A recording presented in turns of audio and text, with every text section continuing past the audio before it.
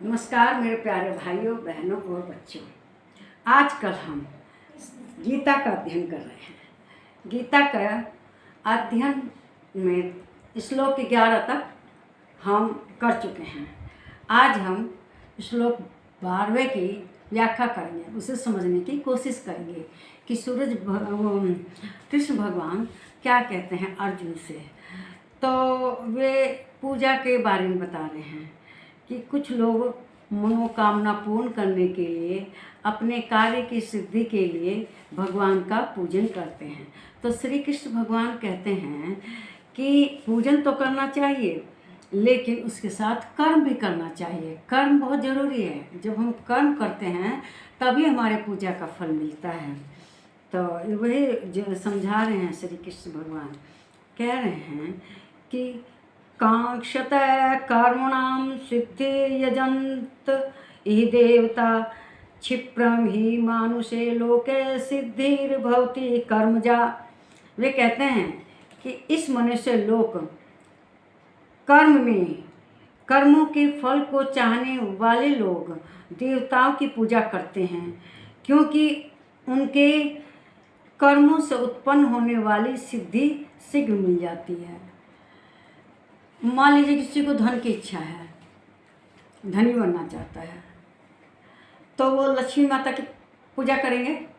और लक्ष्मी माता की पूजा करने के लिए, उन्हें प्रसन्न करने के लिए पूजा करते हैं, हवन करते हैं, मंत्र करते हैं और तरह तरह से कोई कमल के फूल की आहुति दे दे के हवन करते हैं कि जिससे कि लक्ष्मी माता प्रसन्न हो जाए। वे जल्दी वो प्रसन्न होंगी तो उनको जल्दी सिद्धि मिल जाएगी और उनका काम पूरा हो जाएगा, उनकी मनोकामना पूर्ण हो जाएगी। लेकिन श्री कृष्ण भगवान का कहना है कि मात्र पूजा करने से सिद्धि प्राप्त नहीं होती। कर्म फल जल्दी मिल जाए, इसके लिए ज़रूरी है कि हम कर्म करें। अब धन पाने के लिए हम लोग व्यापार करते हैं, बाहर जाकर जॉब करते हैं और निवेश करते हैं, तो कर्म करना ज़रूरी है। केवल हम पूजा करते रहें, दिन रात सोते रहें, तो क्या हमारी सिद्धि मिलेगी? सिद्धि जल्दी हो, हमें कर्म का फल जल्दी मिले, उसके लिए हमें कर्म करना पड़ेगा। ये नहीं कि लेटे लेटे घर में पड़े पड़े हमारा काम हो जाएगा। उस संबंधित देवता की पूजा करनी पड़ती है। मान लीजिए हमें ज़मीन खरीदनी है, घर बनाना है, तो उसके लिए किसकी पूजा करेंगे? विश्वकर्मा भगवान की पूजा करेंगे। विश्वकर्मा भगवान प्रसन्न होंगे तो हमारी प्रॉपर्टी बनेगी, मकान, दुकान, ज़मीन खरीदना वगैरह काम पूरा होगा। तो ठीक है, हम पूजा तो कर रहे हैं, सुबह शाम उनकी आरती कर रहे हैं, लेकिन यह भी ज़रूरी है कि हम कर्म करें। कर्म करने के लिए हमें उस धन की व्यवस्था करनी होगी, निवेश करना होगा, पैसा इकट्ठा करना होगा। नौकरी से, व्यापार से, जॉब से, किसी तरह से भी करेंगे तब हमारा काम पूर्ण होगा। अब मान लीजिए मकान बन रहा है, मकान के लिए मटेरियल जुटाना, चाहे ठेकेदार को जुटाना, उसका सब तैयारी करना, अपना काम आगे बढ़ेंगे। नहीं ठेका दे के पड़े हैं, साल भर बीत गया, दूसरा भर गया, काम पूरा नहीं हुआ, उसके लिए हमें जाना होगा साइट पर, देखेंगे कि कैसे काम हो रहा है, क्या हो रहा है, तब हमारी मनोकामना पूर्ण होगी। तो इस तरह से कर्म की सिद्धि प्राप्त हो हमें उस संबंधित देवता से मतलब हमें पूजा करनी होती है। अब किसी की आकांक्षा है कि अच्छी शादी हो जाए, तो अच्छी शादी के लिए क्या करेंगे? बृहस्पति भगवान को प्रसन्न करेंगे। बृहस्पति भगवान को प्रसन्न करने के लिए क्या करेंगे? जैसे जल में हल्दी डालकर स्नान करें, बृहस्पतिवार का व्रत करें, बृहस्पतिवार को दान वगैरह दें। बृहस्पति भगवान का दान क्या होता है? पीले वस्त्रों का दान, चने की दाल, ये सब दान करनी होती है। तो इसके लिए भी हमें कर्म करने पड़ेंगे। जगह जगह रिश्ता देखना होगा, चाहे आप फ़ोन में shaadi.com में देखें, चाहे रिलेशन में बात चलाएं अपने रिश्तेदारों में कि भाई शादी करनी है इस बच्चे की, कोई अच्छा सा लड़का चाहे लड़की बताइए, रिश्तेदार भी बताते हैं, दोस्त मित्र भी बताते हैं, और shaadi.com पे भी देखिए। तो इस तरह से जब हम कर्म करेंगे तभी ना, हमारे केवल घर में पड़े हैं और भगवान का व्रत कर रहे हैं, पूजा कर रहे हैं, भगवान जी के घर पर बैठे बैठे रिश्ता ले आएंगे, ये नहीं है। उसके लिए प्रयास करना पड़ेगा, अपने रिश्तेदारों से कहना पड़ेगा, अखबार में विज्ञापन देना पड़ेगा, तब हमारे जो कर्म उसकी सिद्धि प्राप्त होगी। जल्द ही हमें कोई लड़का मिल जाएगा, चाहे लड़की मिल जाए जिसकी हमें तलाश है, और तब हमारे बच्चे की शादी संपन्न होगी, चाहे स्वयं की ही शादी संपन्न होगी। क्योंकि जिसकी शादी की कामना होती है उससे व्रत रखवाते हैं, चाहे उसके गार्जियन रखते हैं, माता अक्सर रखती हैं कि भाई बच्चे की शादी जल्दी हो जाए, अच्छी हो जाए।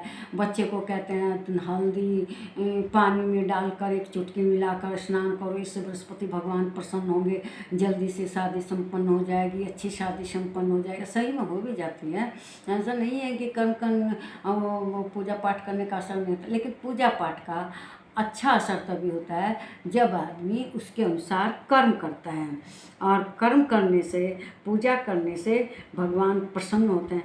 कभी कभी विफलता भी मिलती है किसी काम में, कामयाब नहीं हो पाता आदमी, लेकिन काम या असफलता ही सफलता की कुंजी है ना। उससे अनुभव मिल जाता है।